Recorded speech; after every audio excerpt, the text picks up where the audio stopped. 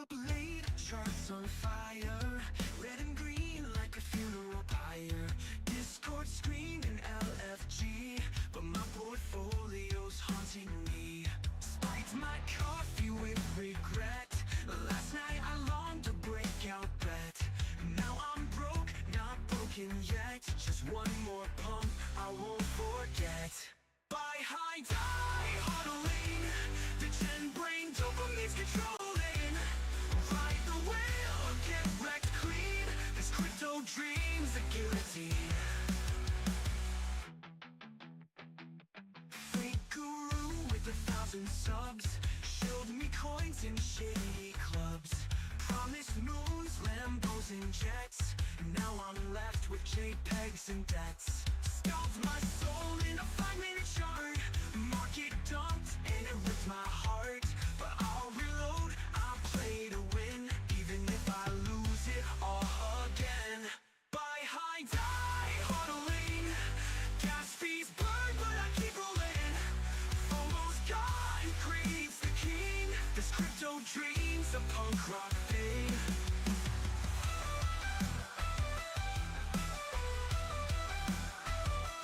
Diamond hands with the crack in the glass. Risk it all, no brakes, full gas. Liquidation, call me sweet. Whisper welcome to defeat. No stop loss, no regrets. Code and chaos, no safety nets. Satoshi's ghost in my DMs told me to ape again and again. Buy high, die huddling. Gas fees burn, but I keep rolling. If I crash, at least I tried. In this wild west of blockchain rights.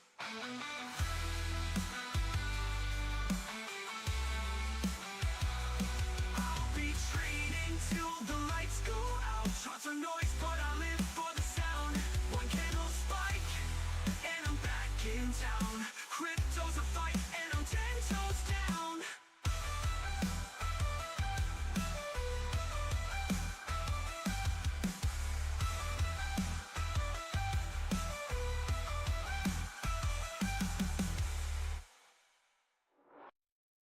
Diamond hands with the crack in the glass. Risk it all, no brakes, full gas. But I'll reload, I play to win. Even if I lose it all again.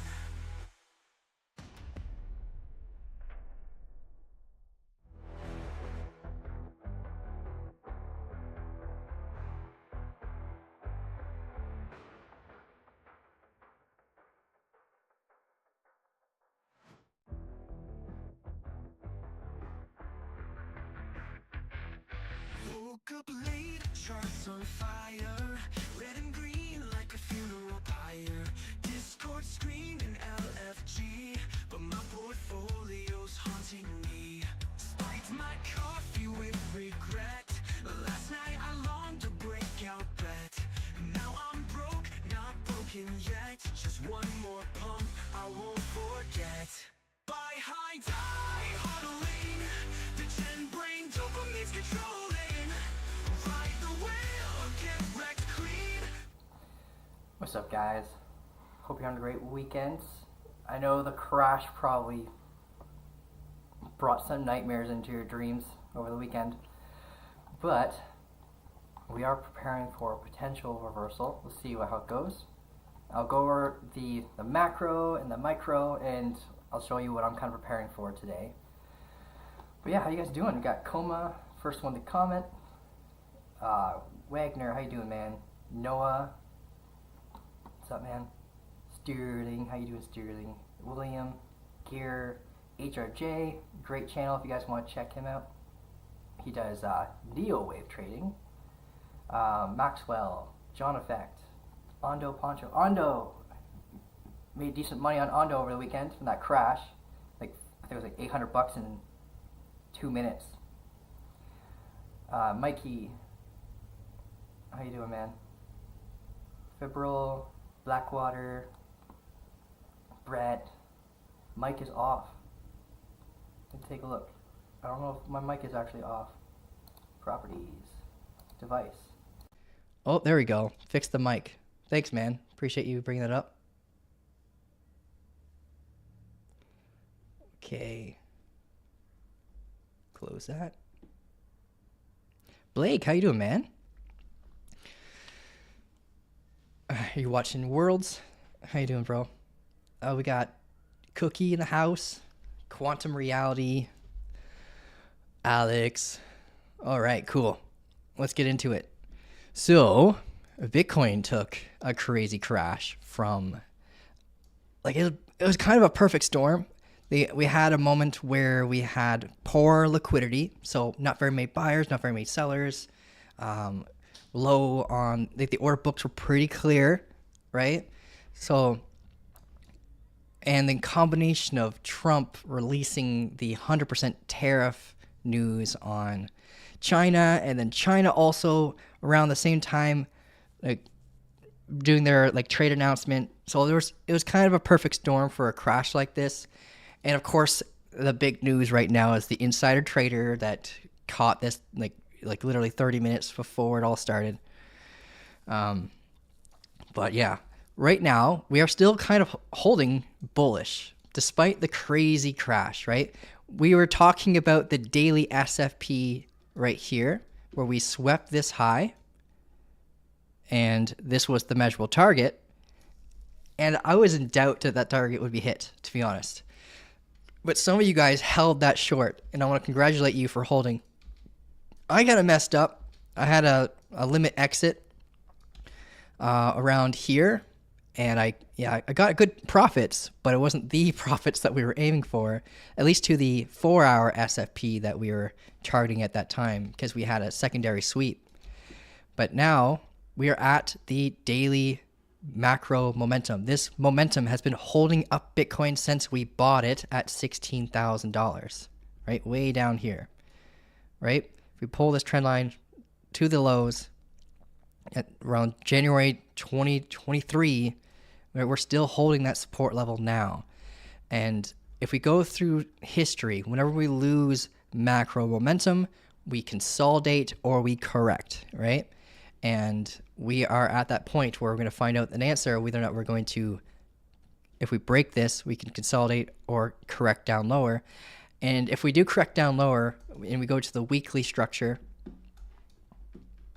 we can see that we're kind of like SFP'd this low here. So until we get the body close below this and the 200-day EMA, I'm not too worried, but we would get the weekly bearish change of character if we got the candle close below the new wick, right? Rather than the bodies here, even though I'd take that very seriously if we close below like the 200-day EMA and this neckline, we technically don't get the change of character now until we sweep close below the wick, which is all the way down at 101K. So that's a pretty steep drop. But now if we go to the hourly structure, we are seeing signs of accumulation. People are buying right now. It's low volume because normally after a flash crash like that, we lose a lot of trust, right? A lot of people get scared. A lot of people don't never go back to trading. A lot of people lose their accounts if they're over leveraged or they don't have their stop losses in place, or they chose a really bad exchange that just shuts down whenever these crazy events occur. Not saying any names, but like Bitfinex, like Bitfinex users were probably really frustrated during that crash. So it's really important, guys, that you pick an exchange, not the ones that give you low fees, but ones with high reserves, safe reserves, and has a really good engine that will support volatile crashes or volatile pumps like that, right? Because it sucks being locked out during times where it's most important. And that's part of the reason why I boycotted Coinbase, like way back in the day when you couldn't really trade it, because every time there was a really important event where you'd want to like do a trade, you couldn't, because you couldn't even log in, and you feel kind of trapped in a situation like that. But yeah, Bitcoin right now, we're at this uptrending momentum. I'm planning on a potential long here. So what I'm looking for is a sweep of this potential liquidity here. And if we don't get it, then I'll still take the trade if we have like a 15-minute, maybe potentially a 5 bullish change of character. Like if we look at the last time we were at these lows, we have double bottom break, double bottom here, change internal change of character. We didn't get the change of character until way up here on this one, but it still would have given you that really good pump right here. I did mark this level for anyone who was looking at my charts over the weekend. I wasn't trading over the weekend, but I did mark this level for anyone who might have been looking at my charts to plan for that move. And we had a really transparent short opportunity here. We had this uptrending momentum that we broke after hitting the 50-day EMA. And we had that bearish divergence stack here from this SFP battle that we had going on. And then eventually we broke it, got the internal change of character, and came down. A lot of structure is going to be internal because of that wild wick down below right here. So just prepare for that kind of mindset that you could, a lot of things are just going to be internal based. So if you're someone who doesn't like trading internal, it's going to be a really crappy period until that low is swept or we create a new high. But if we get, but right now, guys, like I said before, just waiting for that bullish change of character off these lows. Maybe get an SFP sweep from here. If you don't know what an SFP is, just go to the Discord and type !SFP and you'll get a little mini lesson on it. But yeah, so that's what we're playing on for Bitcoin. Now, we did take a short today on Zcash. It met all my clairvoyant strategy rules. We lost.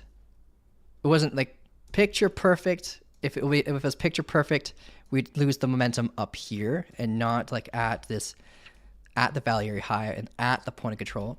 But luckily we're on the lower side of the point of control and we have double distribution. So once we get acceptance below like this volume node here, we should have a quick move down to the next volume shelf right here at $239. So we're making money as it's going down right now. And it's working fairly well alongside Bitcoin coming down. If Bitcoin doesn't manage to find support here, then we could have a target extension on Zcash. But we're taking things locally, just getting a short-term scalp first. Like for Zcash, we had this head and shoulders posture, right? We had the bearish change of character. We lost the momentum. We lost the VWAP. We're closer to the value area high area. And we just, when we took the entry, I took it around on this green candle around here. And we had a little bit of a pullback to give us that better R&R. And then we had the measurable target of the head and shoulders, which comes from getting your trend line from here to here, where the neckline is. Click, and you drag, and it'll give you that. Oh, I got it a little bit lower. Sorry. That's better. From the point where it confirmed, this is our technical target. So there might be spot rebuys near this local support in reaction to that from spot traders. When you get your measurable targets, you normally see a short-term reversal from spot trader reactions. But if we break through this, we could rotate to the opposite side of this double distribution area, this volume node, to the low, and get a target extension to around like the value area low, around 230. So we're watching this area like a hawk, but if we break through it, then awesome. Then we most likely should hit the value area low very shortly afterwards. If we use the value area low as resistance, then we definitely hold the trade. So Bitcoin will likely continue its drop instead of getting the reversal in a scenario like that. But that's what we're doing today. Planning on the long for Bitcoin, and we're in a short on Zcash. What do you guys want to look at? Noah saying, market manipulation. There's a lot of market manipulation going on. It's not just happening to crypto, it's happening to, like, honestly, all the markets. With the orange man constantly doing these whipsaw events with his decision making. Speaking of, I'm wearing orange today too. Even Robinhood trades were failing for me. That's the crazy day, man. Yeah, see my portfolio just go down literally $1 million. Yeah, it's awkward. But this is actually the biggest liquidation event that's ever occurred in crypto history. $19 billion. So, and if you look at COVID, during its crash, it was 1.2 billion. FTX was 1.6 billion. So I mean, think about all the new money that came into the space and how Bitcoin has evolved over time. I mean, it's obviously it's going to be inevitable that we're going to have a bigger event than this in the future. When Bitcoin's around 250,000, we could have another flash crash that could liquidate even more than 16 billion. Okay, so we got some requests. Let's see what we have. Okay. Yes, Ondo, thanks for letting us know what you're picking up. It was kind of a frenzy. And you remind me about Link. Yeah, we bought a lot of... Let me just pull that up really quick. So we have our spot trading. This is what we bought. Well, what I bought from the crash. We got Ondo, Chainlink. I didn't end up picking up Sui, but I was on my list. Esther. I didn't end up picking up any Solana. And Karma. But yeah, I marked my levels. I was typing like crazy, guys, so I wasn't able to give you like the write-ups that I normally do when it comes to accumulation. But yeah, bought Link, bought Ondo, bought some Karma. Karma was probably my best performing asset when it had a correction, of course, but its correction was like a retest. If we look at Karma's like its charts, right? We retested the neckline. We got the higher high, and we still like have a seller. I think it's the same seller that induced this drop. We're bringing this down here. So we're losing, a whale is losing some tokens right now at a pretty important level, to be honest. Because if we get the higher high, then we most likely will start seeing it get to the all-time high relatively soon. So yeah, Karma did extremely well during that crash. The main thing that was impacted was the liquidity went down by about 20,000, which isn't too bad considering it was at 80,000 here and it skyrocketed to around 150,000 here from BNB doing so well. But yeah, we got a request from Jeet. The first request was BAS. Let's see what that is. BAS USDT. BNB Estimation Service. All right, and it's not... Is it listed on Binance? Okay, it is. Okay. All right, let's look at it on KuCoin, I suppose. All right, this is the hourly. Man, this thing did not correct. I can see why you want to look at it. All right, so we could mark our valley area data, but what's the point? So we scoop, yeah, we got this break of structure, continuation. We just had a bearish SFP on the hourly. Or did we? Yeah, we did.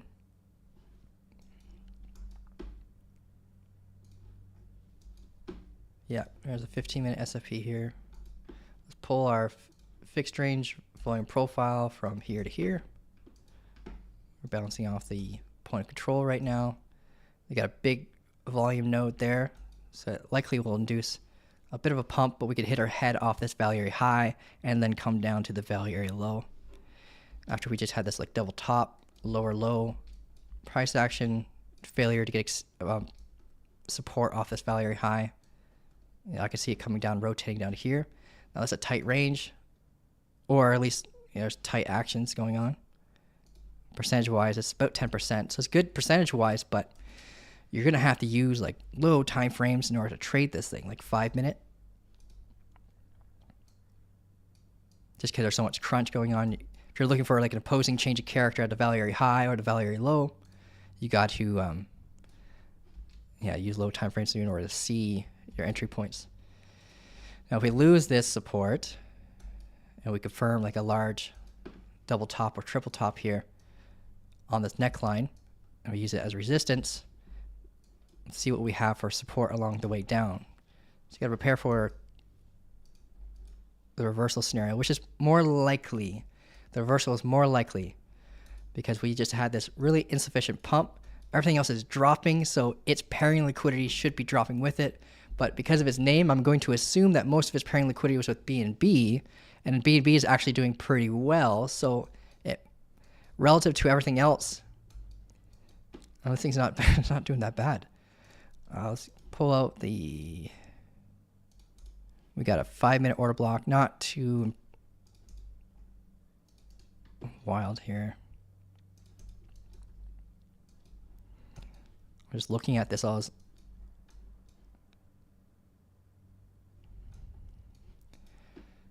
Get a market value area here. Market value area here. So we left it right here. This is the moment where we confirmed it as support. Told us that we're going to be leaving this value area and likely moving on to the next, which was here. Got acceptance to that value area. Rotate to the value high. Struggled a bit. Then we continued when we got the higher high. All right, so we have some key levels on this on BAS, but my concern is that we could have that all this liquidity be taken and come down. We'll be watching the value area high as support right here, where we recently used as support here. So this would be a key level where you prepare if you took a short from a break at this low, or hopefully from maybe the SFP if you're in an SFP trade and you're looking for the continuation. If we break that low, you have to watch this 5-minute order block that could induce a range, and you have to watch this previous value area high that could also induce a range. So if I were to draw pathing and what I would expect based on key levels, I would draw, it's roughly around 0.09981. You also got to remember that this is a psychological level. This is the first time this asset has removed a decimal point, right? We were at 9 cents and lower, and now we just got to 10 cents. I guess that's not a decimal, but yeah, we just got rid of a zero, which is a psychological thing you got to pay attention to with low market cap assets. If we get the pathing tool, this is what I would expect. Potential bounce here, but ultimately I would be targeting around here for support. So I hope that helps you out, but that is BAS. If you're looking for longs on this thing, yeah, either wait until it comes down here if this confirms, or look for a local SFP if you're an SFP trader off the same level. Yeah, the exact same level. We have a level here too that we can get an SFP off of. But this is the two levels that I watch for an SFP trade, or a local internal change of character to target the highs, or if we use this as resistance and start targeting these lows. So, yeah, I hope that helps you out, man. Going back to Bitcoin, see how it's doing. I get a little bit of a bounce. We just SFP'd here. We already, the SFP target is technically up here because we didn't have a proper pullback on the 5. So the 5-minute SFP is right here.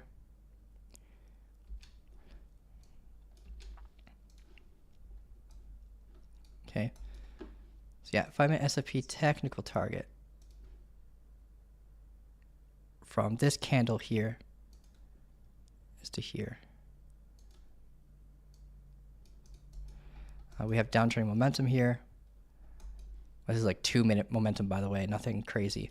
But we have 5-minute order block that could induce a reversal. So you just got to watch out for this, but this is the technical target for what just occurred.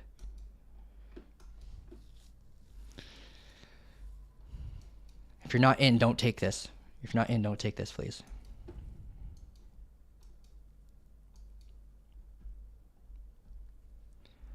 All right, cool. Just because the R&R is not there. I don't want you guys getting slaughtered. Can you please mimic the Bitcoin trade on Solana? Can we mimic it on Solana? That's the other question. Solana right now is in a weird spot. we have downtrending momentum on Solana and uptrending momentum that has reached an apex point right here. If I zoom out, you can see it a little more clearly on the hourly. Right? So we have this downtrend momentum that's been holding it down since $237. We have uptrending momentum that's been holding it up since $172 after the crash. And if we look, this is the apex point between the two, right here. And because it's uptrending momentum going into downtrending momentum, statistically, we break these to the downside. That's why I have this red triangle here to kind of give people that psychological preparation for shorts. This is a key level that needs to be broken, but we might only rotate down to this value area low, well, not the value area low, these local lows in this local support at 191. And if we get an opposing change of character here, this actually could be a good long opportunity to the downtrending momentum. If we break this low after this area, then we'd be targeting down here, where it's basically where this hourly order block is, in this previous value area. So if I were to draw pathing on what I would prepare for Solana, if we get a full body candle close below this wick, I'd be targeting here.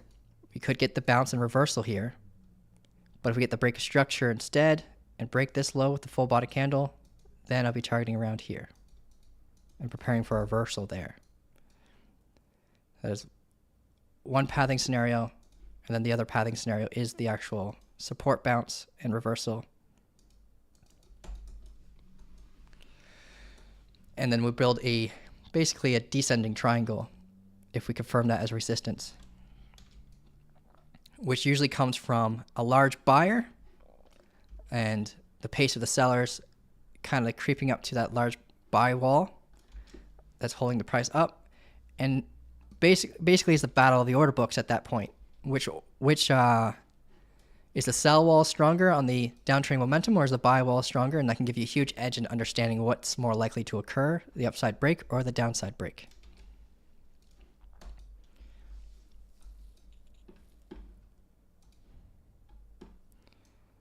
All right, we just hit our head. We mitigated that 5-minute order block that we were just talking about on Bitcoin.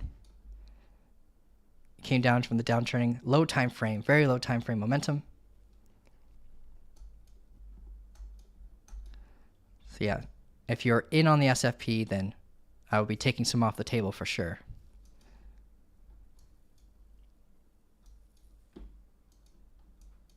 And we tapped into like that 2-minute supply right here with the order block. But overall, I'm still preparing for this move here. Okay, let's see what we got in the chat. So we went through BAS. I know that took a lot of time to go through that. I'm sorry, guys. Teo was the next request. Let's see what Teo looks like. I don't know if we have a Teo chart. I think we do, though. We do, okay. Last time we looked at Teo was about 16 days ago. Let's see how it's done. Oh, man. So it had a wick down to $140. But we still closed back inside the falling wedge that we were looking at. And we ended up breaking to the upside, and we already hit the technical target. That's a wild reaction.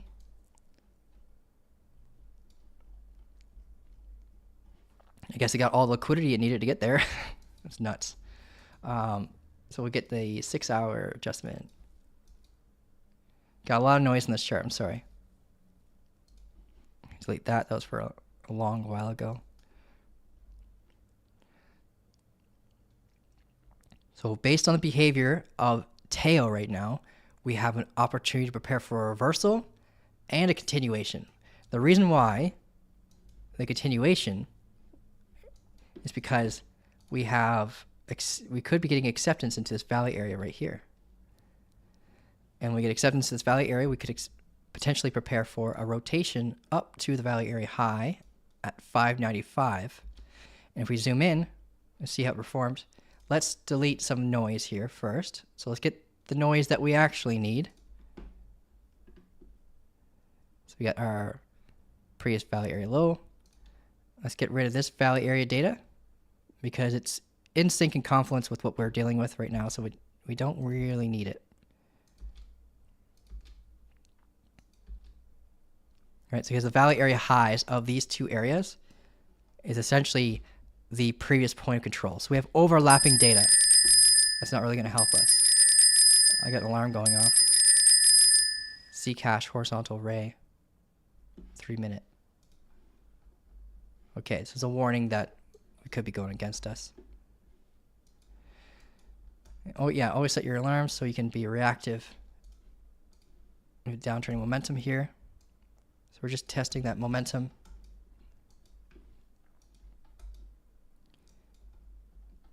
Got a ascending double bottom, so not a opposing change of character, luckily. So still reasoning to stay in the short. We got the VWAP guard and the previous high here for our stop loss.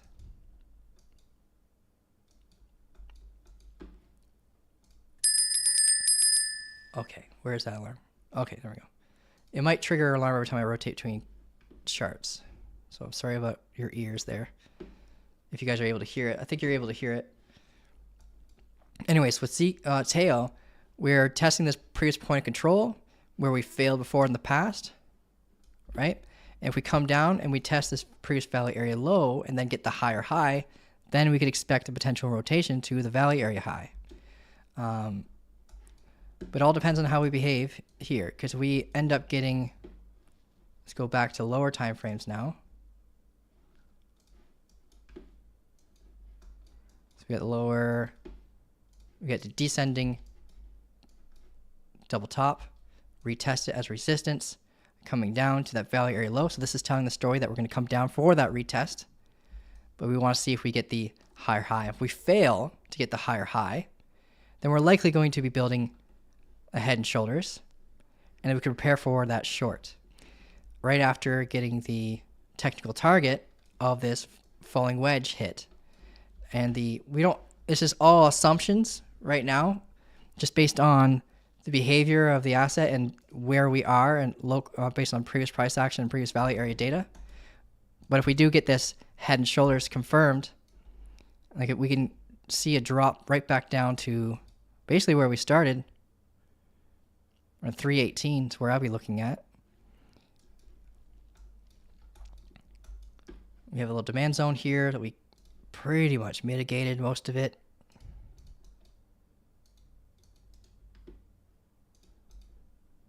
Right from this wick here that helped it used it to help induce this bounce. Here, grabbed liquidity, SFP'd, bounced off this demand zone. It's a really good confluence for a long there to here at least. So here we can prepare for that bounce again, prepare for longs here again, but if we don't get that higher high, then we got to prepare for the reversal. It could be confluence with like a golden pocket, 786 from the highs to low and the point of control. So lots of reasons to prepare for a short here if we do return back up there, assuming we create a low down here. Yeah, just gotta give it some time. But right now the story is telling us we're going down, right? We're going down to at least this low here. If we get the SFP, it could be a good long, prepare for the long, and then target the golden pocket that we just spoke about. Pull a fib from this high to the newly formed low after the opposing change of character occurs. So you have an established low for your pull, and then prepare your exit plan around that 786 golden pocket level, or this at least the point of control if you're new to fibs. So 450 and around there, prepare your exit plan or hope for the continuation with a higher high so you can have that target of the value area high up here. But yeah, Tail's telling us a pretty transparent story. People are taking profits from the falling wedge.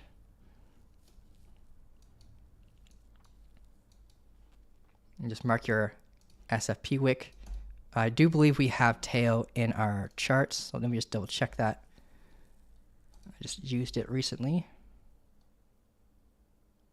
We don't. Okay, so I'll add that to our chart list. So you guys can look at my chart if you ever need it.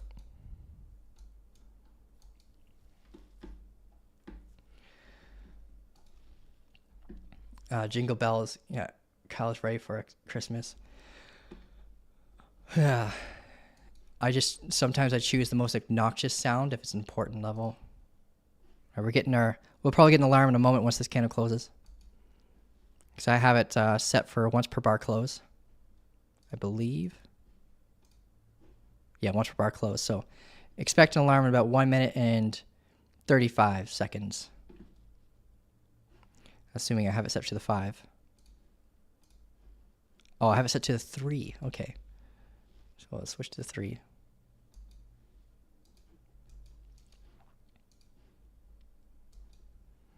Now, Bitcoin could be building an inverse head and shoulders right now on the 2 minute.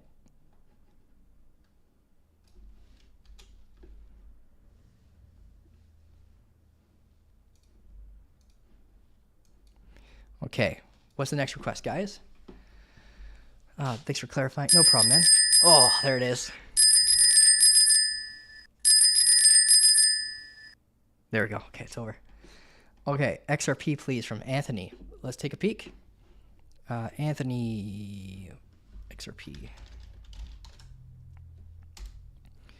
Okay, I think the last time we looked at this was 15. Oh, that's today. Yeah, we looked at it today. Okay, so yeah, so we had some relative strength on XRP, meaning slightly unique price action. It did coincide really well with Ethereum's behavior. So we had this massive correction again on this thing. How far did it go down? $1.58. It's kind of fun looking at these charts and see how low they went. Yeah, it went to $1.58. It closed back above a previous value area high. I'll zoom out a bit. Oh no. Okay. I guess we didn't zoom out on this today. So we're at a pretty important spot. I make it or break it moment for our XRP. Not break it to the point where it's going into a bear market, but if you look at this previous point of control, this valley area is, how old is this guy? It's about 218 days old. When we dip down below, we managed to sweep this low here, skyrocketed back up, and now we're dancing above the previous point control, and it's going to be awkward because normally when you try to confirm acceptance into a valley area, you want to have a close below after we have like a break into it, retest the valley area high, and then close below the low, right? That's how you get your confirmation of acceptance into a valley area when you're coming in from the upside. And then you target the valley area low, watch any confluences that could induce a reversal, all that stuff. But our wick is way down here because the wick is what you want to have the close below. So in a scenario like this, I'd just be looking for full body candle structure to close below here. And then that could give us the confirmation of acceptance to the value area and warn us of a rotation to the value area low at $2. And get rid of some of this noise because it's going to be confusing along the way if anyone's using my chart.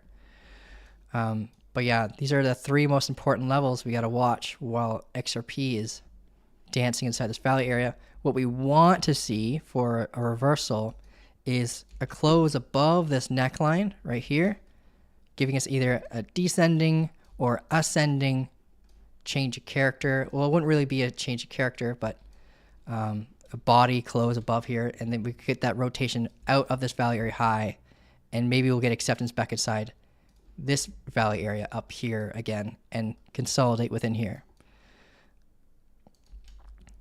But yeah, just gotta be really mindful of that. That's the macro vision. Now if we zoom in on the hourly, we can see that when we hit our head off that valley area high, this is why keeping your valley area data is really important. It'll help you understand certain confluences and warning signs of reversals. So when we had this double bottom break, this was your area of concern. We had that regression trend right here. We start building liquidity. And then we had this double top, broke the neckline, came down. I've been watching this carefully, but we ended up breaking through it, testing the point of control and these previous highs. And now we're kind of losing this young momentum. We're coming down to the point of control. This is where I would prepare for potential longs again, like a short-term scalp to these highs. If it's anything like Bitcoin, there could be a lot of liquidity above here. Like Bitcoin, we have liquidity marked for over $400 million right here. And that's a part of the reason why we're preparing for this long. We want to target that liquidity in hopes for it being used as buy-side liquidity to pump the market up to this neckline, giving us that target extension. And if we break this neckline, we'll have a cascade effect of a reversal up to potentially as high as this valley area around 120K. Because the measurable target for this double bottom is like 122. Okay, but we got to watch these previous lows, the valley area as resistance, this previous valley area that's had a lot of influence over the price action. But getting above that 50-day EMA would be pretty important because we're getting that squeeze again between the 50-day and the 200 on Bitcoin. Yeah, that is XRP. So I would prepare for the SFP sweep right here, or if we end up continuing going down lower, I'll be looking for the internal bullish change character. And I'd be targeting these highs. See how we respond to them. So that's XRP. We went through XRP, Solana, Teo, Zcash. How's Zcash doing? Zcash is going according to plan, right on. We want that lower low, of course. If we get that lower low, we can see how it performed and maybe move our stop loss closer to break even. But I really want to have that VWAP guard, so I don't want to rush into moving my stop loss too soon.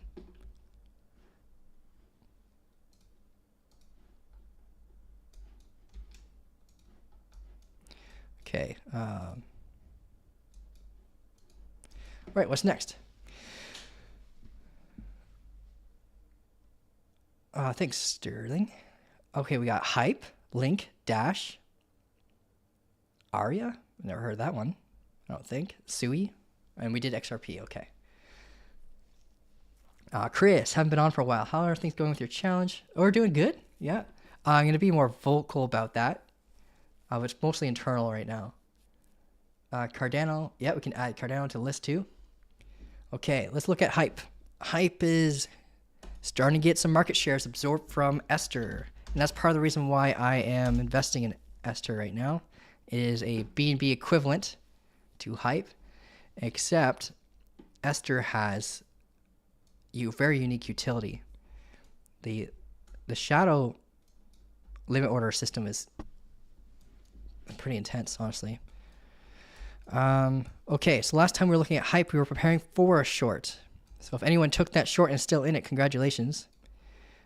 We had the scenario of preparing for a short after testing this uptrending momentum right here. If I draw on my screen, right here is the momentum. And we just collapse this watch list. And we zoom out on Hype. Oh man, how low did it go? $20. Intense. Now, I didn't really expect for it to go this low, of course, but no one did. We hit the uptrending momentum. I was kind of banking on it to hold a support around here. And right now we're potentially using it as resistance. We lost the internal momentum. We had a supply zone here. And we were preparing for a potential bounce around here after correction, came up, hit it again, basically ranged off of this, built this like descending head and shoulders kind of posture, and then came down, used it as resistance, lost the 50-day EMA, and let's draw our momentum now. So we have this downtrending momentum here. We kind of breached past it for a moment. So this is kind of basically the pace of the sellers right here. But when we breached past it, we breached into the supply zone right here. So you would prepare for shorts here anyways. It's a big warning sign. So if you ever break a trend line like this and you for some reason only use trend lines for your trading, you gotta make sure you're being aware of your supply zones, because it's the area where you know you need to wait for that retest and higher high, and we never got that, so we didn't mitigate this supply. The supply was too strong and ended up inducing sellers to brace right back down. This is still an area of concern. Even though we mitigated this, we added a supply barrier here. We have a 1 hour order block telling us that there could be residual sell orders. So just be aware that if we get up here again, this could provide a barrier. I'll send this to back and change the format. And we came down, hit the golden pocket. We got a bullish internal change of character, but we're about to get another internal change of character right after it, right here. If we close below this, then we flip bearish again on the hourly, right after flipping bullish recently.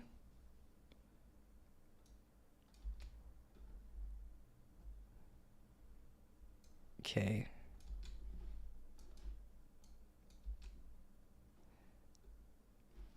Yeah, for hype, I'll be looking locally for longs, just like everything else, I guess. We have liquidity resting below here. Prepare for an SFP.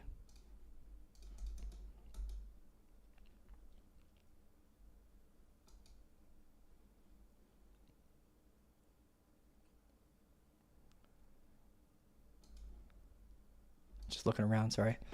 I'm going to pull a fixed range volume profile from the mitigated supply to where we are. We hit off the value area high, coming down to the value area low. So I'll be looking for a deviation of the value area low, prepare for an internal change of character, or the SFP. Be mindful of the downtrending momentum, but overall I'll be targeting the highs here, not these highs, but I'll be targeting around here. I want to have my risk to reward ratio be like at least a 1 to 2 from this moment to here, in case we don't make it to this moment here, this level here, sorry. That's hype. Not as confident on this than I am with the other setups.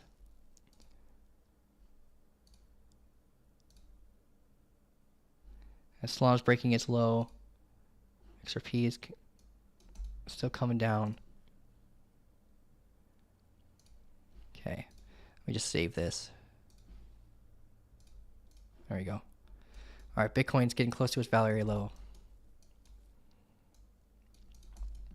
And then we just gotta wait for the structure, and then we're set. We're coming into an area of high confluence for longs. We just gotta get the structure, and then we're ready to go for a long.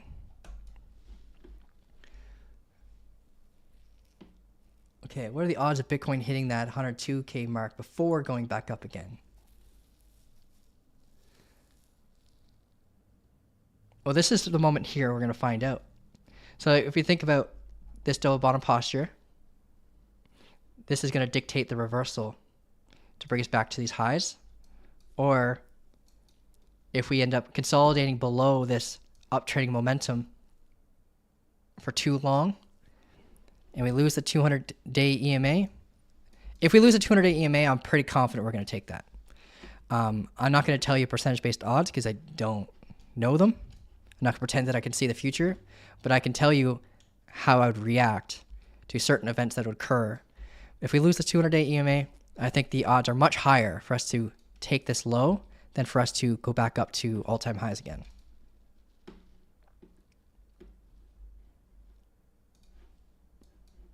This was a really big, important level that we were watching for a long time. But this wick has kind of ruined this location for us. So I'm actually hopeful that we reverse here and not come down any lower.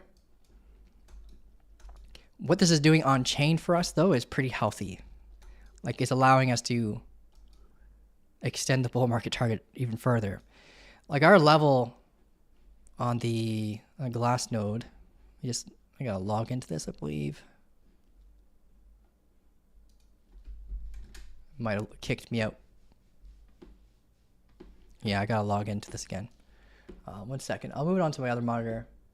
And I can go through on-chain analysis at the end here for you guys. Let's go through these assets though, in case people are in a hurry or if they have to work or anything like that. So where was that list that Sterling sent me? So we went through. Okay, let's look at the Chainlink. Chainlink. Chainlink is one that I did buy more of from this drop. It's at $18 now. It wicked all the way down to where we bought it, $7.90. So we bought, as a community, we bought it. Where is it? On the daily. Yeah, right here. Around $7.50 area from this bull flag, warning us that we're going to come up to this momentum, but we broke it, telling us to hold the trade. And I honestly, that Chainlink is my second largest bag. It felt like such a guarantee, so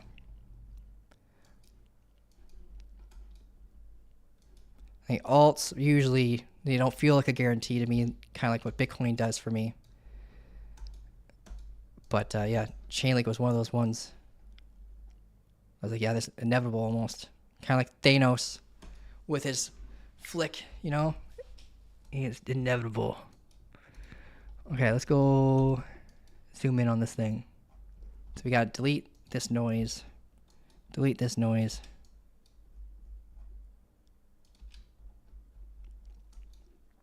We have a new hourly order block right here from this doji candle and this impulse candle. There could be residual buy orders. If we break these lows, we're about to potentially SFP this low. This is the 90-minute chart. Let's go to the 30-minute. Send it back. Let's make this long. There we go.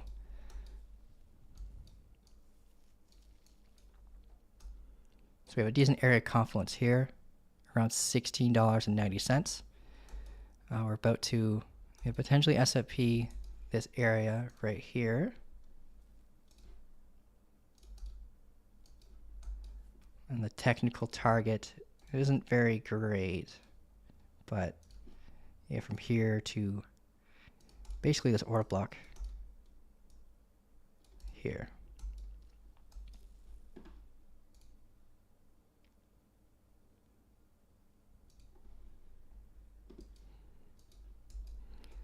And we maintain the pace of the seller's momentum doing that. If we break this low with a full body candle, instead of expecting a rotation down to this initial demand zone, right about here, we're inside of a valley area, like a previous valley area, and this is the valley area low. So if we breach through this and we don't get the opposing change of character, then this is my next level of interest. The previous valley area is essentially this right here, from here to here. If I were to just adjust this, it's this level, this zone right here that we're dancing in.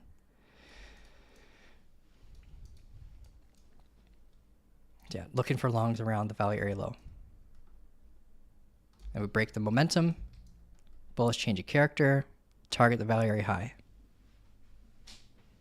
And then once we have that, I'm going to be pulling a new fixed range following profile from here to that change of character.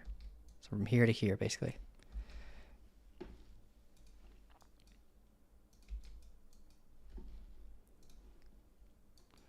Okay.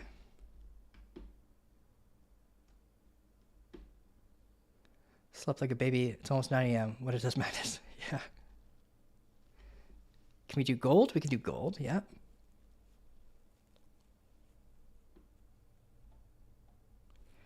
Okay, so we went through Hype, we went through Link, we went through XRP, Solana, Teo, ZEC. How's ZEC doing? Good, okay. Let's go to the next request, which is Andrew saying, yeah, that drop was pretty intense. I was on the charts for FTX and the China banning. Yeah, FTX, I got it, man. My birthday is like a top warning because we had the previous cycle all-time high. Like the bear market started on November 12th. My birthday is November 11th. And then the FTX crash happened on my birthday. So you just got to be, yeah, November 11th, guys. Bull market top. Careful. Okay. I'm trying to find that list. Dash was the next on the list. Okay. So let's pull up Dash. DAS. I don't know if we have a Dash chart. Open. We don't. Okay. So we'll pull it up on my primary chart layout. Go on Binance for it. We had a bullish change of character. Nice. Okay. This is the 15-minute. So we have a bullish change of character. You can start pulling your fits from the low to the high. Let's adjust this. So we have decent confluence for longs on Dash right here. We got this order block, 15-minute order block, which coincides with the 15-minute structure. We have the golden pocket wrapped around, being wrapped around by the 15-minute order block. So what you need to look for in this kind of scenario, well, at least what I look for in this scenario, on a 15-minute structural support bounce from fib level, I want to see at least a 3-minute bullish change of character. And I'll start targeting like these local highs in hopes for the unclaimed high to be broken, right? For the continuation. But we have to be mindful of the VWAP along the way, because unfortunately the VWAP is not on our side. So if we take the long, just be very cautious that we could hit our head here, and that could induce another reversal back down or continuation back down. But we did flip bullish on the 15. Let's zoom out though. That's one cool setup that we found really quickly. Let's see. We have this ascending kind of head and shoulders behavior, kind of regression trend. Right here, the regression trend momentum is in line with that key area too. So we have some confluence for a bounce there. We just had a golden cross. This is the daily levels. So we have a daily 50 EMA cross over the 200-day EMA. That's a strategy all by itself. When that occurs, it's a buy signal. When you have the death cross, it's a sell signal. Zoom out on the daily. See how we're doing on Dash. It's a good name for this thing because it really honestly dashes to its targets.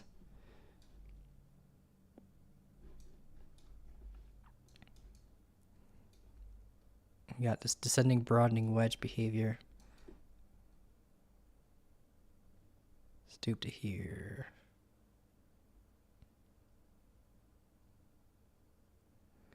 I'm just analyzing it right now to see if this is a value area pull. It looks like we're building a massive macro rounded bottom.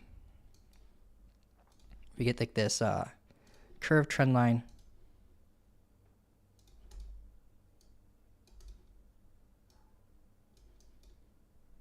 This is the pace of the buyers.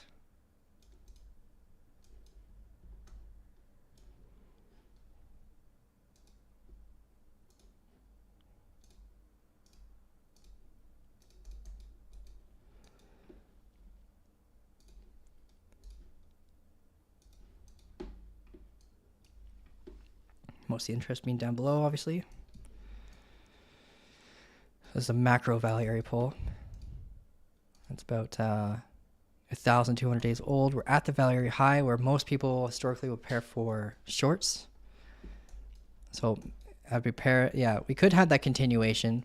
Every time we get up here, we fail to create the higher high since this value area high has been mostly established. Let me just pull out these developing value area really quick. So if you go to your fixed range volume profile and you click on developing valley area, it allows you to see how the valley area evolved over time. So it used to be this little guy from your pole. This was the valley area high, this valley area low. And honestly, it speeds up your back testing too. If you're someone who's new to valley areas, you can use developing valley area to find key levels. A sec. What is that alarm? Zcash horizontal ray crossing again. Oh man, that's not a good sound.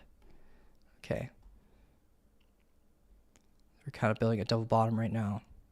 Still have the VWAP guard, so I'm going to hold this.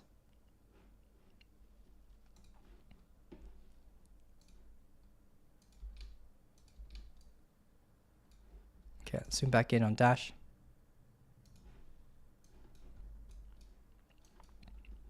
But yeah, this is a good spot for short-term scalp longs right here. But macro, Zcash is in a spot where most people will be taking profits.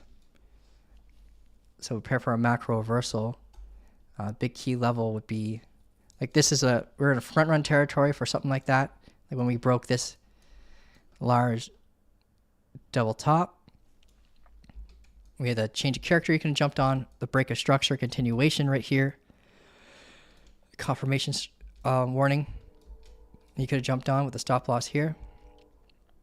Right now, yeah, we could be preparing for a move back up, maintain this momentum. If we fail and we break this low, we have this demand zone here with a 15-minute order block. But ultimately, I'd be targeting way down here after breaking this low. Just be very mindful of this demand zone here. That could induce a reversal.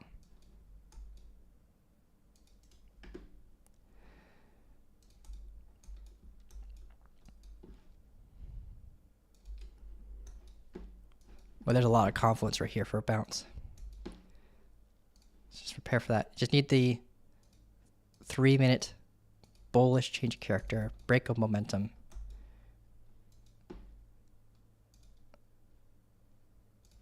I'm going to start targeting these highs. That's Dash. Let's save.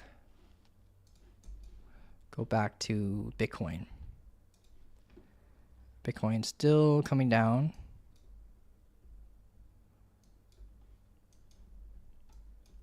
Still waiting for that structure. Right now our key level is way too high. Our key level is right here. We want structure to evolve to give us a lower key level.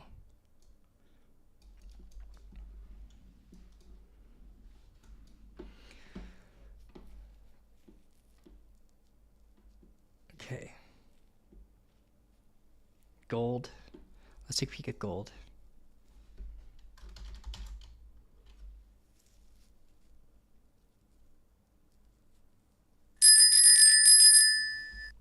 All right, I'm gonna turn that alarm off.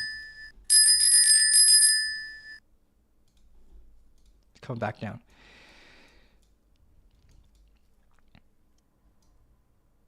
I got an order block. Okay, cool.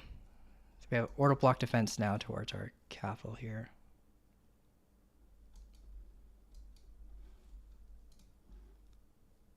I'm trying to remember I don't normally look at gold very often.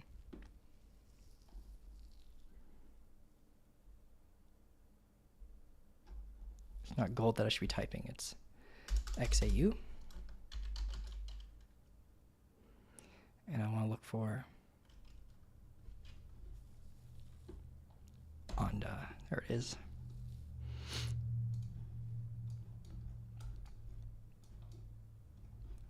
Let's zoom out on the daily. Yeah. Yeah, this thing's been on a tear. Okay, we're in price discovery, correct? Yeah. Big time.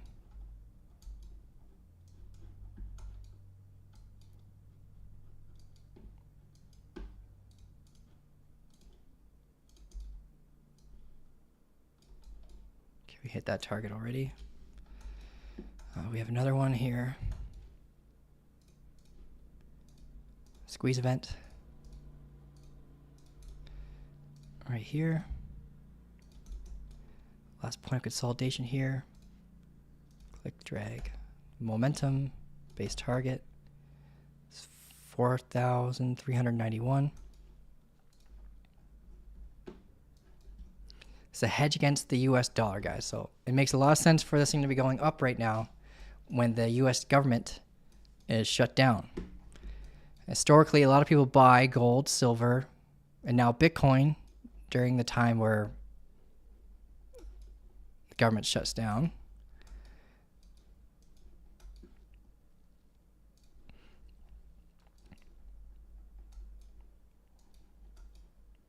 It had its drop wasn't too significantly, not too crazy. Looked like a normal day.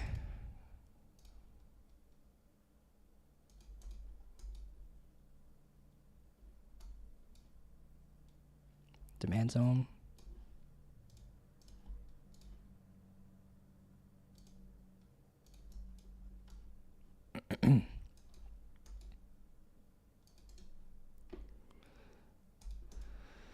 So yeah, gold right now is consolidating.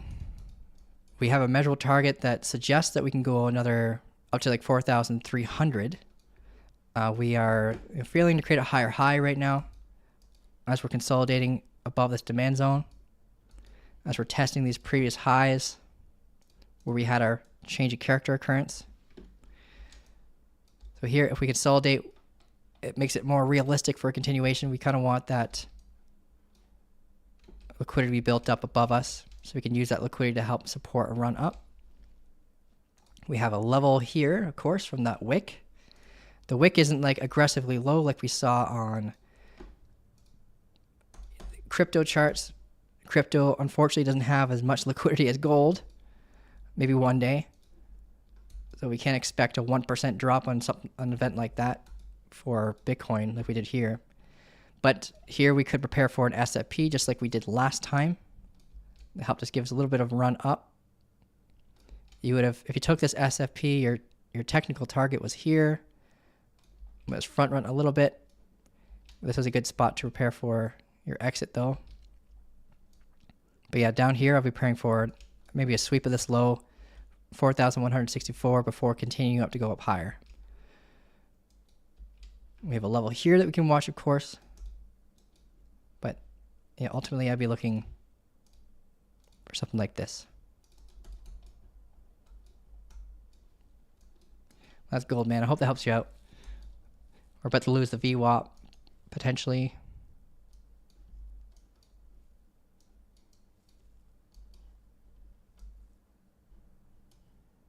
You got strong support down here.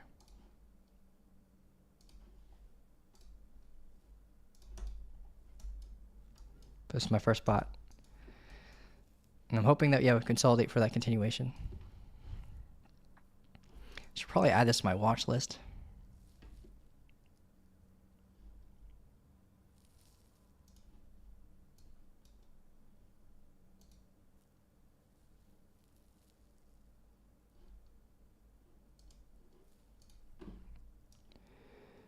I'll break it up later. All right, cool. Let's go back to Bitcoin. Testing the momentum. Ethereum. Let's take a look at Ethereum. So Ethereum, we're talking about, it had relative strength too. We came all the way down to 3,436. If we zoom out on the daily for Ethereum, I'm sorry about the noise. I'm planning on cleaning up a lot of my charts over the week. Lots of noise. But yeah, we had this momentum that held up Ethereum from 1,429, and this crash allowed us to break that momentum. So it warns us of potential reversals or consolidation. We kind of just came into this demand zone right here that helped us induce this range, as holding this as support. We kind of mitigate the whole valley area. We're holding above the valley area high, and we're coming back down to test this previous valley area low from this range. It's helped us prepare for this price action behavior. Yeah, I gotta clean this up. There's lots of noise here. Zooming in on the 15-minute, we can see that we tested that uptrending momentum as resistance right here with a double top. We got that bearish change of character. When we broke this low, we held off the previous demand. This is coincidental. We can delete that. This is a key level right here at 3,970, like $4,000 level. We used it as resistance consistently throughout history of Ethereum, and now we're coming back down to it, hopefully holding it as support. We're at a demand zone as we speak. This is like a little demand zone right here. We mitigated most of it. We can adjust it to the mitigation point if you'd like, make it easier to see. Or basically that's all we got left. Send it back. There we go. We have some wick levels. We can prepare for SFP sweeps for reversals, but we're at an area where you can prepare for reversals too. So that works well in confluence with what's going on with Bitcoin right now. SFP wick level. Make sure magnet tool's out so it's clung right to the wick. Clone. All right, we can get a double sweep. Maybe here if we come lower. But this is an area where we prepare for the bullish change of character. And we have to watch this level here as supply. So we got to watch this as a barrier for anyone who's in longs. This could be a warning sign of reversal in your longs. Right?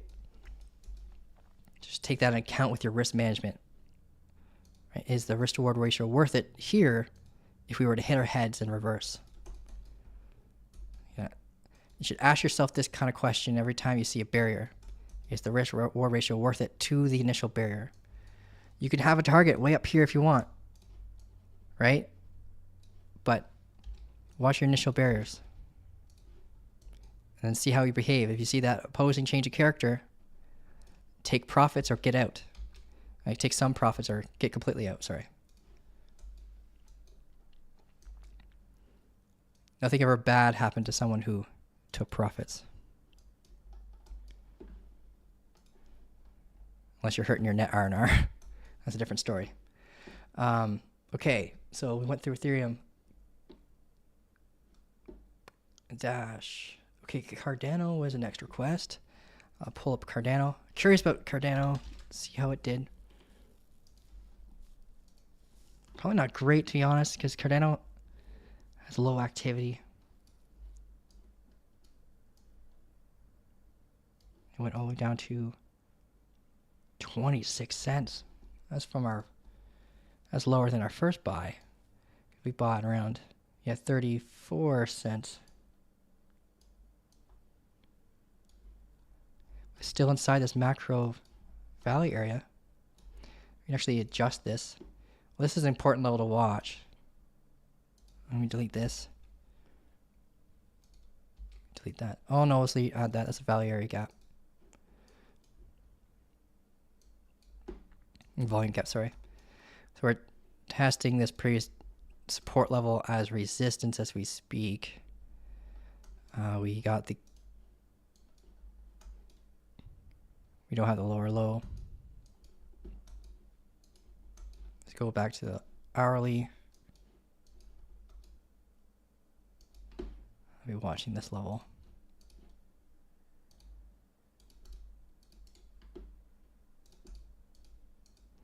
So at 63.72.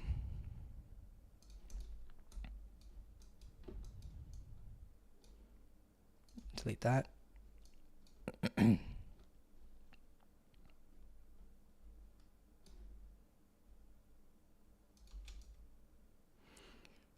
All right, 200-day EMA is up here.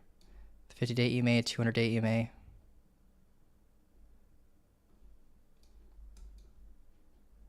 But yeah, I'll be looking for longs potentially around here. If you get the bullish structure, you have the downtrending momentum right here.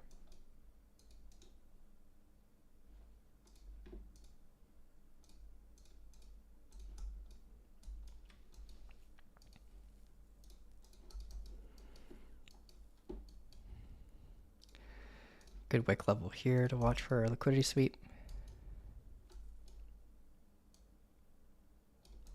So same kind of, yeah, structural confluence of what we're preparing for with Bitcoin. Come down to this local demand, prepare for potential longs. This could induce a range, target the highs. Depending on how the structure is performed here, we could, build supply right here. We don't know yet. We do have previous lows that we can watch along the way. But yeah, ultimately I'll be looking for a break of momentum, a bullish change of character, and target these local highs. And once we have that bullish change of character, I'll be pulling a fixed range volume profile from here to that moment. We could do it now, but it's going to evolve quite a bit until then. Really young. And the one thing that's really annoying that you're going to notice when you're doing your fixed range volume profile pulls is your anchor point, where when you're trying to keep doing your adjustments, are going to be really, really low. So if you're annoyed by that, what you could do is you could delete your area, go over here, and you see anchored volume profile. You can click on that from the starting point, and what it'll do is it'll constantly evolve and adapt it until you're ready. But the downside with this is when you see deviations of the value area, it's going to keep collecting that data, and it will kind of corrupt your plans. Because normally you want to see that deviation of value area. You don't want to include that data into the deviation. You only want to include when we have acceptance within it, because it'll mess up your ability to track a trend-based movement. If we had like a break of structure support bounce, kind of like this, you'd prepare for a trend-based move in an event like that after an established value area. This isn't an established value area at the time, but yeah. All right. That is Cardano. Not much that I'm planning for with this. But yeah, around here, I'd prepare for potential short-term longs to target the local highs.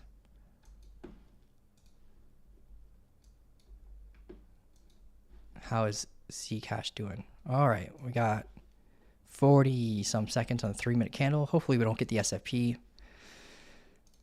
If we get the SFP target is right here.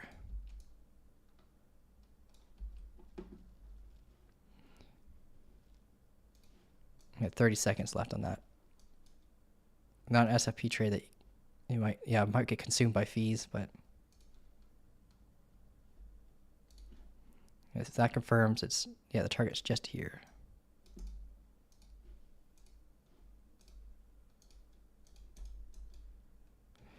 So we want this to close, body close below here.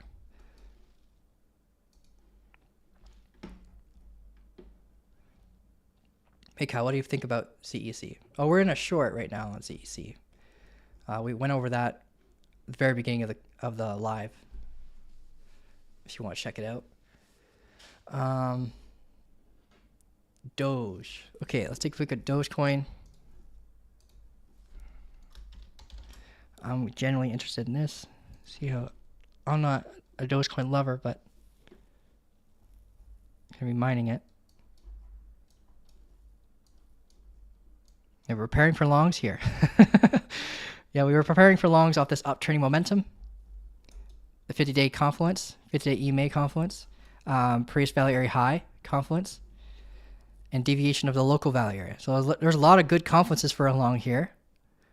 But then, all hell broke loose. We lost that momentum. And where did it wick down to? 9 cents. Oof. That's wild. This posture is very similar to Ethereum's, where we built this double top, got the bearish change of character. So we flipped bearish during that moment. We had an internal change of character here to flip bullish. We rode against this neckline as resistance when we tested it. Got it. No, it wasn't an SFP. Could have been on a higher time frame, but we had this. It's not marked on my RSI, but we definitely have bearish divergence here. And then we have And we're coming down. We just mitigated this demand zone right here. That held us up for a little bit of a pump, hit our head off the... It held us up throughout this whole journey, honestly, but then we came down, hit our head off the VWAP, and we're starting to come down after testing this as resistance. Where I'd be preparing for longs again on Dogecoin. Like locally, we could get an SFP off of these lows. We have a demand zone down here, which is even a better spot, honestly.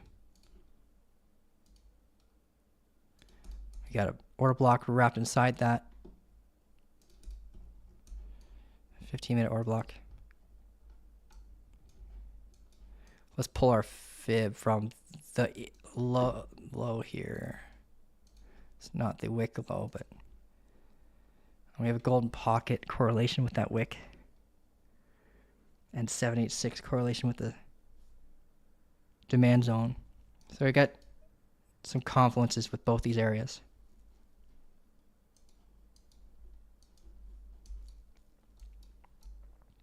But yeah, that's what we're preparing for with Dogecoin. If you're not in a short, you'll be preparing for a long. If you're in a short, your exit plan could be based on the structural behavior of a bullish change of character here. Where you can prepare for longs, or the SFP here. Depending on where the SFP target is. Let's say we dropped right now to here. The target would be basically where we are, because we'd want to look for your most recent 2-candle pullback for your SFP target. We have downtrending momentum with only 2 touch points, so it's young. We can look at the order books to find out if it's being honored as a resistance. That's the pace of the sellers. But yeah, the pathing that I'll be preparing for be something like this. We target these local highs. And use Bitcoin in confluence with your Dogecoin trading, because Dogecoin has a lot of pairing liquidity with Bitcoin. So when Bitcoin moves, Dogecoin usually moves alongside it.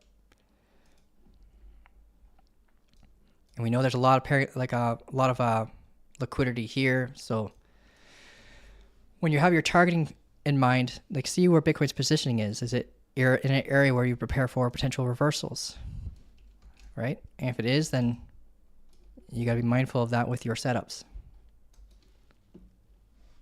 What'd you miss, Pluff? Well, bro, we went through Chainlink, we went through Cardano, we went through Dogecoin, XRP, Solana, Teo, Zcash, Ethereum, Bitcoin, Dash. Went through a lot of assets. Things went lower on Binance than it did on Coinbase. Doge only went to 15 cents, still bad, but Binance prices were weird. Yeah. Binance lost a lot of liquidity during that event. Prior to the event, we saw a lot of like front run offboarding. So that could be a part of the reason why you see lower prices on Binance. Plus, I've noticed that especially Binance US doesn't really have very much liquidity like it used to. Still has a lot of liquidity, of course. Has the most in the, I'd say like Bybit's the best for futures, and Binance is some of the best for spot. But when you're in a spot environment, you're usually limit ordering anyways, most of the time, unless you're trying to get in a position of strength, then you jump in on those change the character with your market orders.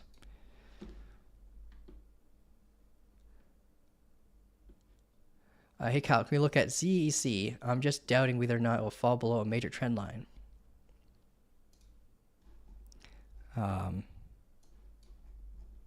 Let's take a look. I'm going to zoom out and see what you mean by major trend line. We have this uptrending momentum here. That's right here.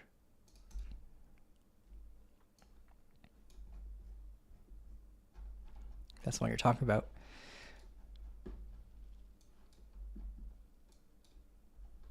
But it correlates with our target. It doesn't block it. Yeah. So this is the major trend line you're talking about, man. It correlates so far with our target. So we can expect a bounce as soon as we get there. We have a volume shelf here that we're mindful of. Prior to that, undercut to that. So if that's what you're worried about, man, I wouldn't be too concerned. It's a good thing to be aware of course, for potential longs. Good confluence for longs.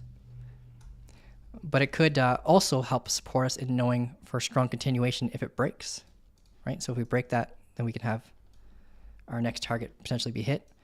We have like an SFP level here too. It's a good eye though, man.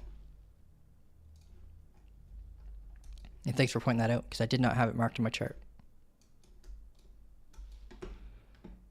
Looks like Batman Head and Shoulders. Let's see. Oh, yeah. Yeah, that's why we took the trade. Yeah. We took the trade because of the Head and Shoulders conflict against the point of control, loss of momentum, loss of the VWAP, retest, lower low, new stop loss guard, and that's why we're in the short. But yeah, that's definitely, Batman's the reason why we took this one. If anyone doesn't know what we're talking about, we have a Batman Head and Shoulders tutorial video. It's like 2 minutes and 30 seconds long. It took us a week to make it, but it was fun. Worth it. You mean Bitcoin looks like a Batman Head and Shoulders? Oh. A little bit, yeah. If you're considering this the left shoulder. It's leading in from a downtrend, so it's statistically less likely to have a continuation from the Head and Shoulders. But yeah, I see what you're seeing. Yeah, we got the I'm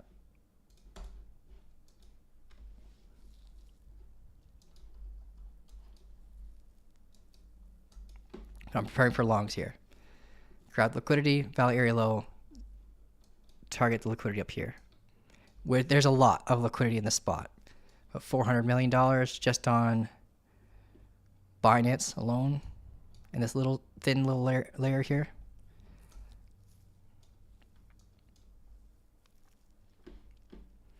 Okay, let's see what we're missing. Got a couple more quests. We went through a lot in this hour and a half, guys. But it's really important after a crash like this for us to kind of know our levels. Most liquidity now is on the upside. There is barely any liquidity, by the way, below this wick. So liquidity-wise, thinking like a market maker, there's not much reason to come down here in terms of liquidity. In terms of structure, it's common for us to retrace this. But in terms of liquidity, we don't have much of a reason. Most of the liquidity is above us now, which is a good reversal indicator. But still got to wait for the structure to dictate that, right? Don't just assume and wait for the structure to define the entry, because that's how you get your face ripped off in the space.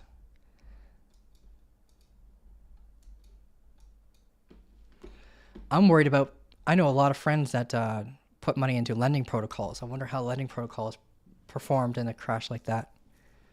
Anyone who did it on Zcash, not on Blowfin. Zcash is on Blowfin because that's where I took the short. Just gotta type in ZEC and you'll see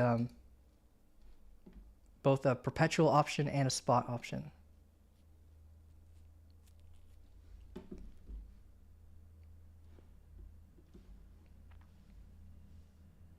Okay. I'm going to do a couple more quests, then I'm going to go over the on-chain data, guys. Because I'll be looking at the on-chain data for the first time with you guys after that massive crash. So I'm really curious about the changes on how this have developed. Yeah, how this is going to impact like some of our key levels on-chain. We look at the new poll and relative unrealized profit and loss chart. How much the supply is in a profit or loss now. I'm really curious about all that stuff. So let's look at Esther and Sui. I believe we have a Sui chart. We do. Okay, last time we looked at it though was the 26th. I'm gonna get rid of some of my tabs. I got a lot of tabs. I don't want it to slow down the live.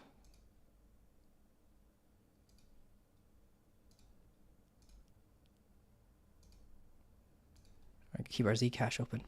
All right, so we're on our SUI chart. Let's zoom out. Okay, this is similar to Hype. So just like Hype, SUI lost its uptrending momentum, a macro momentum level. If we go to the daily, we can see where it held us up, right? We had this moment here where we had this demand zone, massive demand zone, act as support. And since that moment, we held it as support. And that was from $1.88. And then we lost it around $3.44. So after almost a 2x, or beyond a 2x, we lost that momentum. We hit the momentum as resistance after we broke internal momentum, leading us into that long.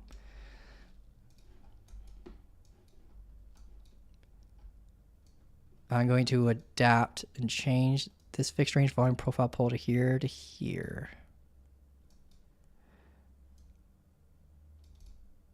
Delete this noise. I'm going to adjust this to local resistance because we could tap that previous low as resistance. And we're coming down, potentially building an ascending double bottom. Where did this thing go down to? Came all the way down to 55 cents. Fucking wild. It's events like this. By the way, if you have limit buy orders and they get filled at these crazy low levels, like a penny or something like that, they have to honor it. So when you fill those limit buy orders in spot, you take the money and you run out of the exchange. If anyone did that with Atom, holy crap. It was like below a penny. Oh, my dad's calling me. I'll call him back.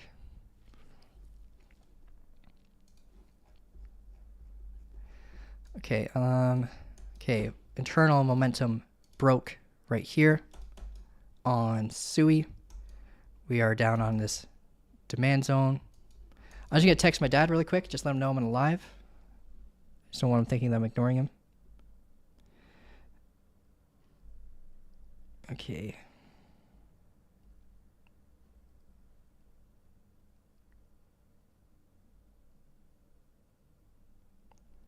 All right, cool. All right, so for SUI, yeah, we lost that momentum, so that could induce a drop. It's telling us that the pace of the buyers have slowed down and the pace of the sellers are kind of like taking over. So that's what meant. That's the story that momentum tells you when that happens. And we have this downtrending momentum here. So this is the pace of the sellers. We have a demand zone right here, or supply zone that we were worried about here. Kind of became demand. We have a 15-minute order block and demand here. If we come down to these lows again, so that's at $2.52 or where that starts. We do have a wick level here where we can grab liquidity and help us induce a reversal. Gives maybe an SFP. We have this previous value area data that kind of helped influence behavior of this price action, right? When we came into this previous value area, this is the value area here, breached into it, value area high, resistance, came down, value area low, support, bounce, got the higher high, warning us that we could be leaving the value area. And again here, assistance into this drop after reaching the value area high, into the supply zone right here. So when we come back, we got to prepare for this to act as resistance again. Just like it did here. Support here, resistance here. So if I were to draw pathing, we can prepare for the SFP. We can prepare for the bullish change of character. Then watch our head here. If we breach through this with a full body candle close, we could end up seeing it fall down further. And this is where a better opportunity is to prepare for a change of character long around here.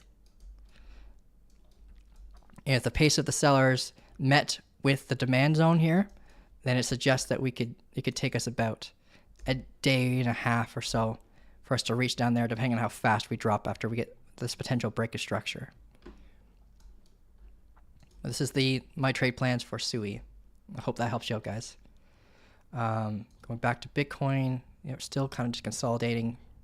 giving us that structure.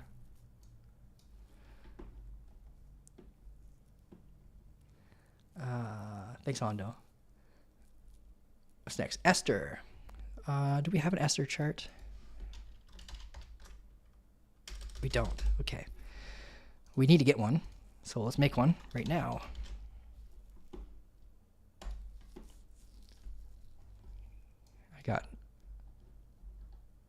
I bought Esther during the drop.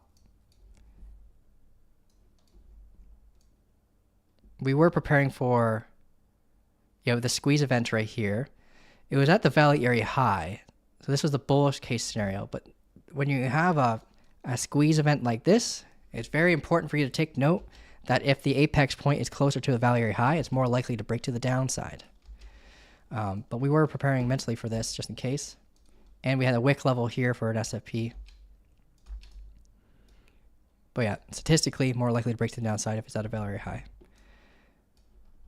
We have momentum here that we're coming into right now as support.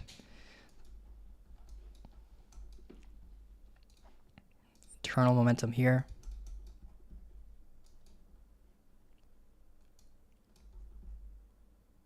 I'm going to delete this and add a new one. Wait, where was that? Let me just zoom out for a second.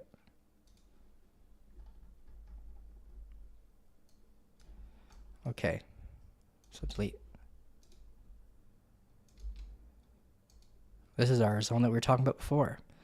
So Esther, even though it went to 90 some cents, is a young asset. So considering it did pretty well, this thing was just born not too long ago. We mitigated a 6-hour order block from the drop. This is the drop candle here where everyone kind of saw that cascade event. The 6-hour block has been mitigated here. It didn't reach the equilibrium point, but it did consider it mitigated. Delete this.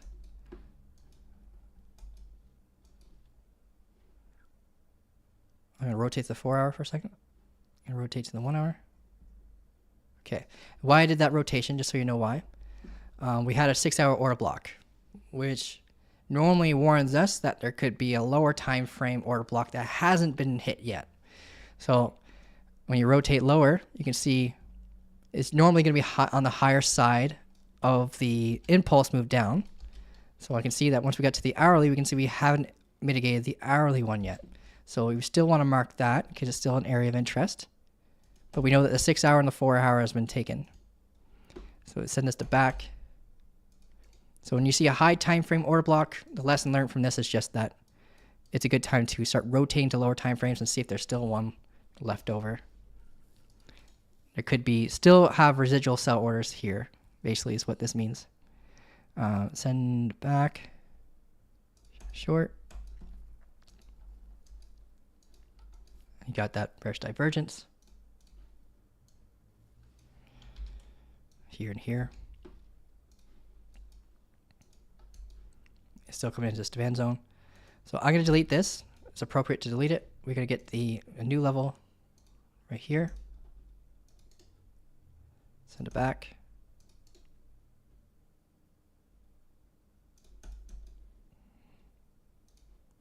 We can delete this. We can add a wick level here. We have a wick level right here.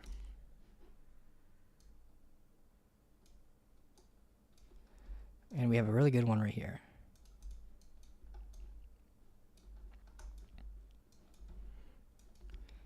So you gotta prepare for this to potentially induce a range.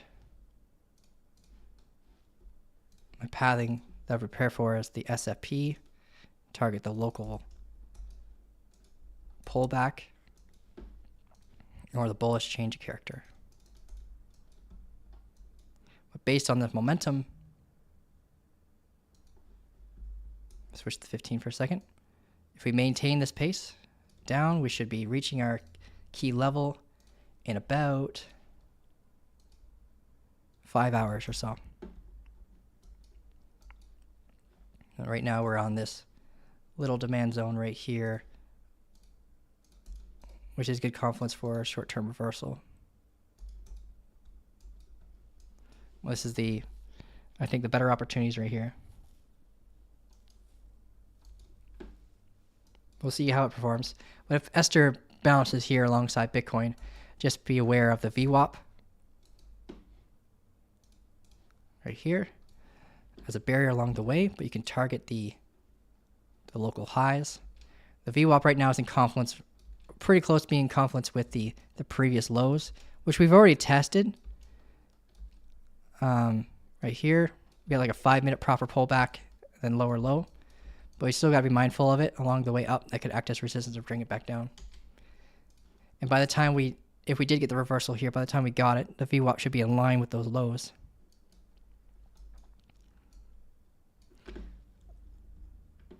Okay. I'm long on ARIA at 14 cents. I'm wondering if you can plan an exit. Let's take a peek. First, I want to clone this chart. Make a copy. Esther.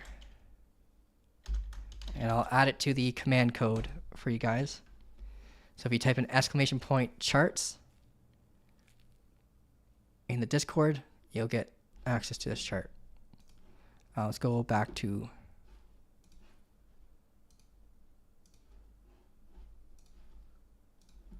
Esther and let's pull up ARIA.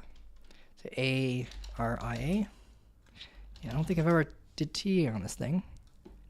It's AI sector, it looks like. Let's go to KuCoin. Yeah, KuCoin. Oh, that's terrible liquidity. 1 second, I need to look somewhere else. BitGet has good liquidity. There we go. Yeah, it looks a lot better. Yeah, gaps in the candles are usually a representation of poor liquidity or something wrong with the price aggregator. So let's zoom out. It wicked down to 0.6. You are in at 14 cents. Good job, man. It's got some relative strength. We're coming in to test these previous lows right now as resistance. We have a supply concern in our face. This has been mitigated.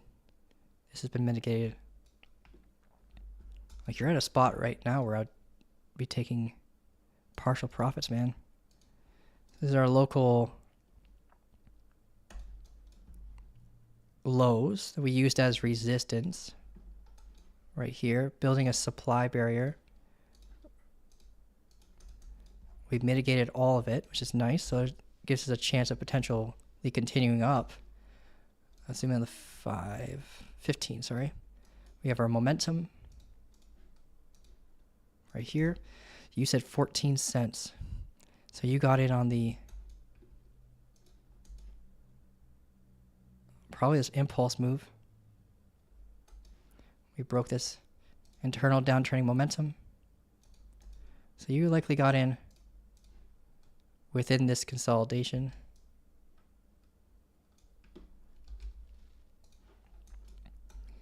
You got the decent run up. It says SFP here, but it became a change of character. Let me just change that for a second. You'll see it adapt in a moment.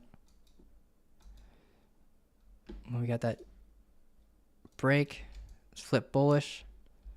We had the bearish SFP occur. Oh, that also became a change character.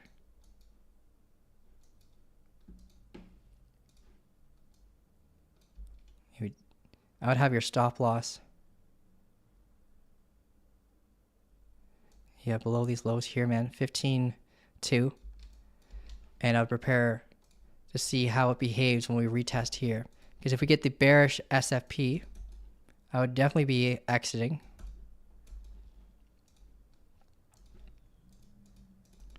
Because where your position is, it's still an area we can return back to. If we get acceptance into this previous value area, right here, then you can see it rotate up to 19.5. Being very mindful of the point of control at 18.6. And the value area low has this supply zone.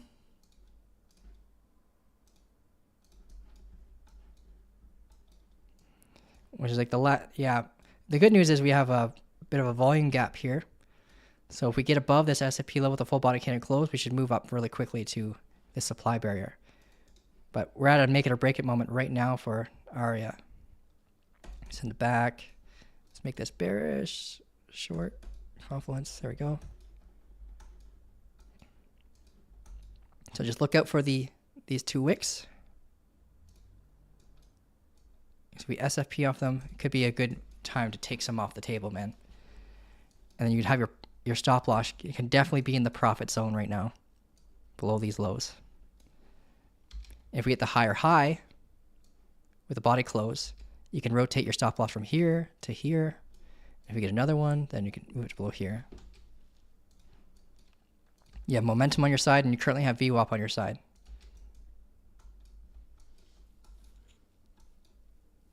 But this is definitely an area where people will prepare for exits. Good job, man.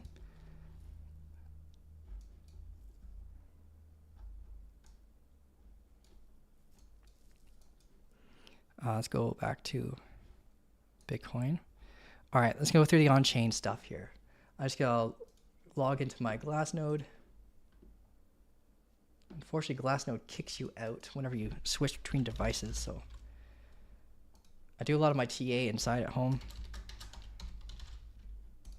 So when I log in there, it kicks me out in here. All right. All right, I'm logged in, so I just zoom over here.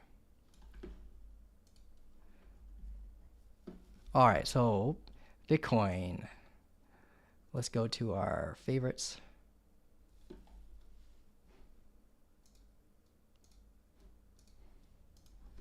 Let's refresh, I guess. For some reason, it's not showing my favorite charts.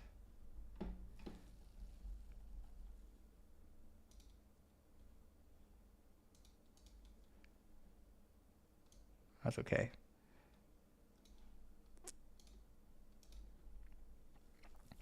Let's just go to the unrealized profits and loss charts. It's here. Unrealized Nupal.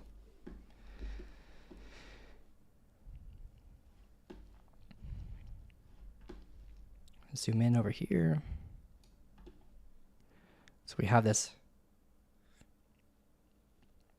And we had a really big correction on the Nupal here.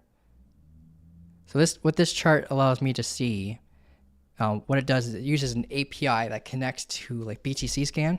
So it tracks people's wallets and see how much are they in a gain, how much are they in a loss. So I could take the average wallet and find out how much are they in a profit, how much are they in a loss. And it gives us an idea of when to prepare for strong resistance. And like the 64 level on the Nupal chart has been acting as a form of resistance because every time we have these massive consolidations that we've been having ever since March of 2024, we've been we come up and we cool down, dramatically cool down, and then we come back up after having a rally up, consolidate again, and it's making Bitcoin like levels intensely strong, like stronger and stronger, and allows us to have a bull market extension. So before we get overheated, we can expect Bitcoin to be around like $200,000 now, where we'd have all of our rules met, where we prepare for shorts. So if we go to like all on this chart, and we get to the 0.8 level, when we get to the blue zone up here, this zone is where we prepare for the all-time high, like the end of the cycle. But we've been consolidating right below that point because of institutional involvement and retail exiting. So as retail is leaving and institutions are buying, it's creating like this stability of consolidation, and institutions are slowly taking over ownership of Bitcoin supply. Unfortunately, that's what's going on in the background. And this CoinGlass and Glassnode, they're all going to show you the wallet addresses, and you can check for yourself, like looking at these people holding, 10 Bitcoin or less, they're all leaving, but people holding like 100 Bitcoin or more, they're all coming in. So we did get a big spike down, a decent reset from that massive crash. So it does potentially extend our bull market target. let's see. Let's go to there's a dashboard right here. That's probably where my favorites are at. Yeah, there they are. My bad, guys. All right, so it's supply and profit and loss. Let's see what we got. Zoom in on this thing. So we got about 87. But yeah. So we went from like 99% of the supply being at a profit when we were at the 122K down to about 87% of supply being at a profit at 113K. So a really good reset there. A lot of people exited. If we have new buyers come in, it creates a reset too. MVRV, so the market value to realized value. Similar to the Newpol chart, you can use this to help dictate when the market's overheated. It's around the let's see, where is it? The 6th level, right? Yeah, the 6th level is where you get overheated. Right now we're at like 2.17. So we have lots of room to grow still before we're considered overheated. And around the 0 levels where we prepare to buy. We got a decent reset on that. Let me zoom in on the 3-month. Yeah, we got went from like 2.63 all the way down to like 2.08. Doesn't sound like much, but that's a huge reset on the system. Same here. Yeah, that's nuts. We got a good healthy reset. If anything, it kind of became a little bit more bullish after this drop for bull market targets. There's a giveaway on Friday. Yeah, so Sterling's right. Yeah, we have a giveaway on Friday. All right, guys, I got to head out. Try to say local resistance like Elmer Fudd. Yeah. All right, guys, I got to head out. It was great hanging out with you guys, going through TA. But we have our game plan. I'm preparing for longs here.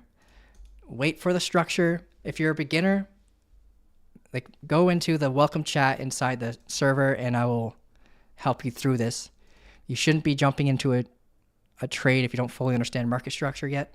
But if you get the bullish change of characters, what we're looking for around here, and we'll be targeting the liquidity up here at 113.8 in hopes for a continuation to the 50-day EMA.